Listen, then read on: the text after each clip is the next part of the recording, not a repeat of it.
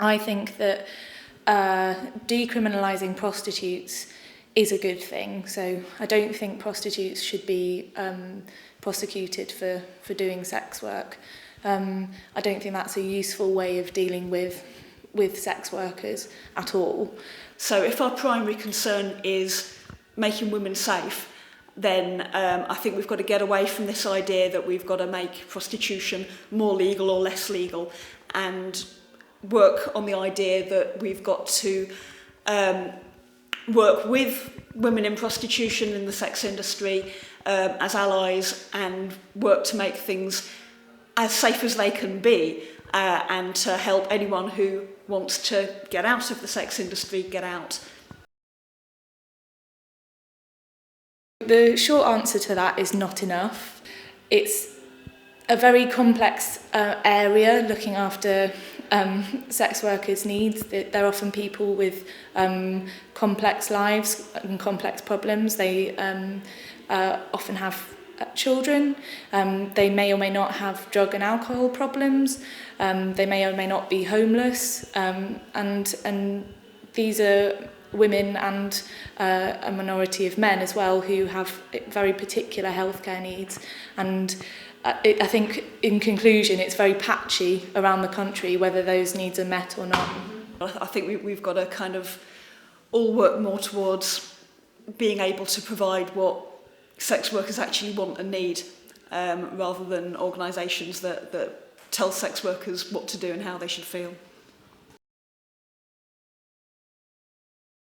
Some radical feminists believe that it's not useful for sex workers to unionise because that offers legitimacy to sex work, and they want sex work to they want to see an end to sex work because they believe that it's bad for women. So I think that it's important that sex workers have a voice, and that they are able to speak for themselves, and aren't kind of that if they do unionise and organise, then those unions are not co-opted by effectively their bosses.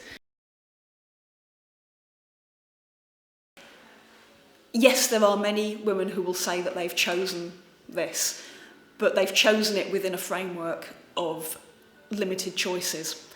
Yes, there are some women who make a choice to work in the sex industry in whatever capacity, whether it's lap dancing, stripping, or pornography or prostitution.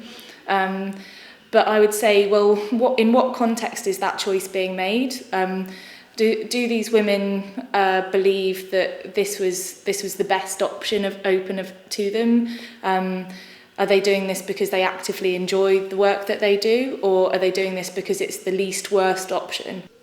At the end of the day, if you're doing it because you get paid, then it's not an entirely free choice. Nothing ever is.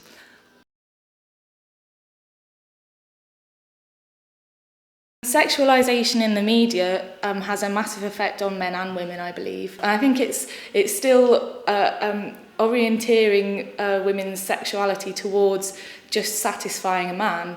And I think that's a very limited way of experiencing or living sexuality.